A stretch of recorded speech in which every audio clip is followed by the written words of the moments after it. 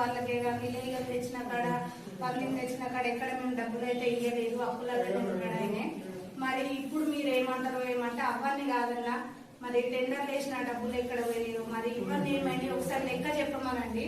ఇప్పుడు సర్పంచ్ గారు కొత్తగానే ఎక్కింది, స్టాఫ్ కూడా మేము కొత్తగానే ఉన్నాం కదా, ఏదన్నా ఒక విషయం మాకు తెలిసేది ఉంటే దాన్ని కూడా మేము ఏమంటారో పెద్ద మనుషులు చూస్తున్న తర్వాత నేనన్నా అదే విషయం మీద చాలాసేపు చర్చ జరిగింది. మరి చైర్మన్ అన్న వ్యక్తి దగ్గర టెండర్ల డబ్బులు ఎన్ని ఉన్నాయి, ఎన్ని పోయినాయి అని కావాలని అడిగినాం. వేరే ఉద్దేశంగానైతే మేము అడగలేదు.